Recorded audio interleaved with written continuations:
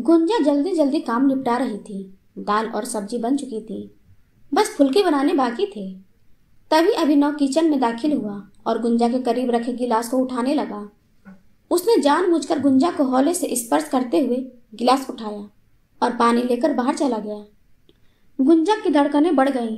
एक नशा सा उसके बदन को महकाने लगा।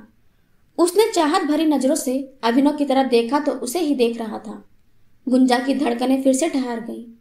लगा जैसे पूरे जहां का प्यार लिए अभिनव ने उसे आगोश में ले लिया हो और वह दुनिया को भूलकर अभिनव में खो गई हो। तभी अम्मा जी अखबार ढूंढती हुई कमरे में दाखिल हुई और गुंजा का सपना टूट गया। नजरें चुराती हुई गुंजा फिर से काम में लग गई।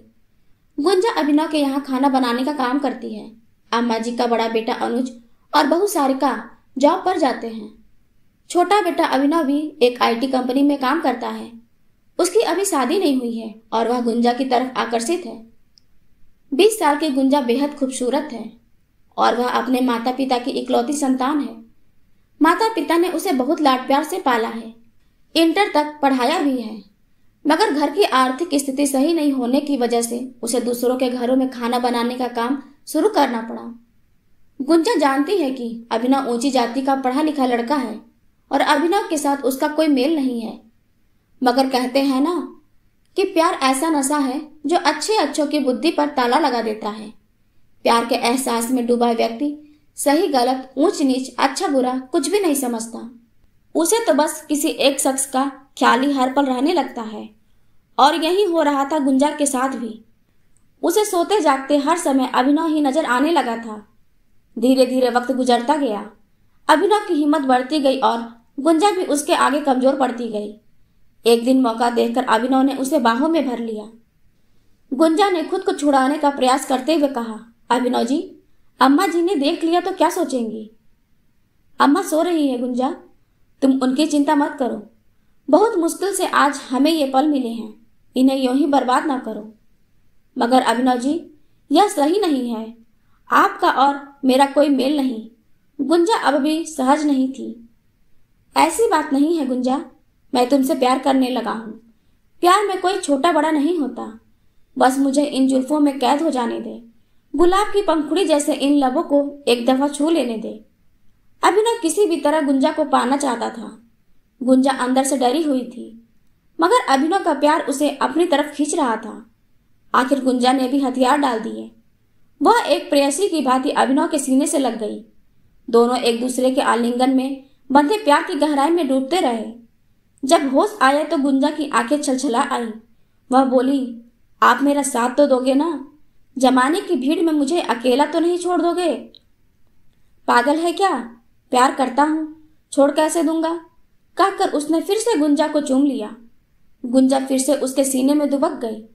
वक्त फिर से ठहर गया। अब तो ऐसा अक्सर होने लगा। अभिनव प्यार का दावा करके गुंजा को करीब ले आता। दोनों ने प्यार के रास्ते पर बढ़ते हुए मर्यादा की सीमा रेखाएं तोड़ दी थी।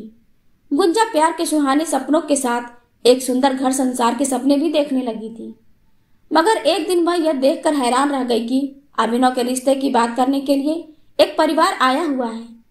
माँ बाप के साथ एक आधुनिक, आकर्षक और स्टाइलिश लड़की बैठी थी। अम्मा जी ने गुंजा से कुछ खास बनाने की गुजारिश की तो गुंजा ने सीधा पूछ लिया, ये कौन लोग हैं अम्मा जी? ये अपने अभिनव को देखने आए हैं। इस लड़की से अभिनव की शादी की बात चल रही है। सुंदर है ना लड़की? अम्मा जी ने पूछा तो गुंजा ने हाँ में सिर हिला दिया। उसके दिलो दिमाग में तो एक भूचाल सा आ गया था। उस दिन घर जाकर भी गुंजा की आंखों के आगे उसी लड़की का चेहरा घूमता रहा। आंखों से नींद कोसों दूर थी। अगले दिन जब वह अभिनव के घर खाना बनाने गई तो सबसे पहले मौका देखकर उसने अभिनव से बात की। ये सब क्या है अभिनव जी? आपकी शादी की बात चल रही है। आपने अपने घर वालों को हमारे प्यार की बात क्यों नहीं बताई? नहीं गुंजा, अपने प्यार की बात मैं उन्हें नहीं बता सकता। मगर क्यों? क्योंकि हमारा प्यार समाज स्वीकार नहीं करेगा। मेरे माँ बाप कभी नहीं मानेंगे कि मैं एक नीच जाति की लड़की से शादी करूं।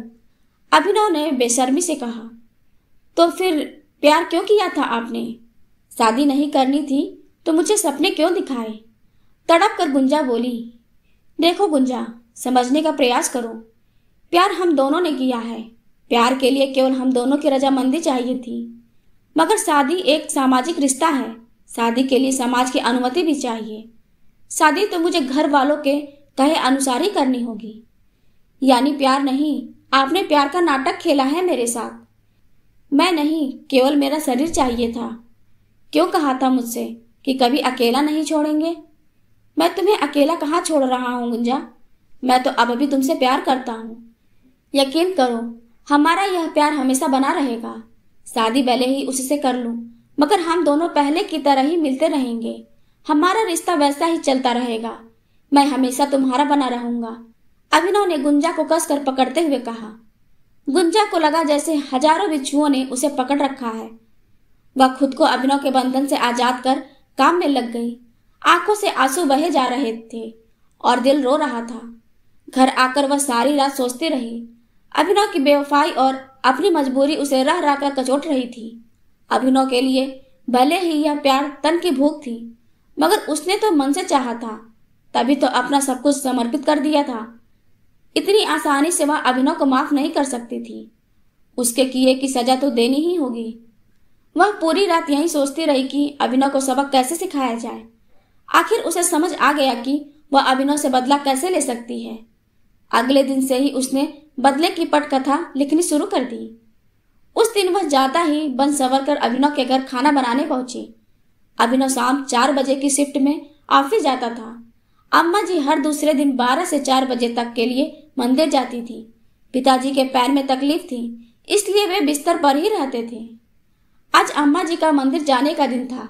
12 बजे उनके जाने के बाद वह अभिनव के पास चली आई और उसका हाथ पकड़कर बोली, अभिनव जी, आपकी शादी की बात सुनकर मैं दुखी हो गई थी, मगर अब मैंने खुद को संभाल लिया है। शादी से पहले के इन दिनों को मैं भरपूर एंजॉय करना चाहती हूँ। आपकी बाहों में खो जाना चाहती हूँ। अभिनव की तो मन मांगी मुराद पूरी हो रही थी। उसने झट गुंजा को करीब खींच लिया। दोनों एक दूसरे के आगोश में खोते चले गए और दो जिस्म एक जान बन गए। बेड पर अभिनव की बाहों में मचलती गुंजा ने सवाल किया, कल आप सच कह रहे थे अभिनव जी, शादी के बाद भी आप मुझसे यह रिश्ता बनाए रखोगे ना? हाँ गुंजा, इसमें तुम्हें शक क्यों है? शादी एक चीज होती है और प्यार दूसरी चीज।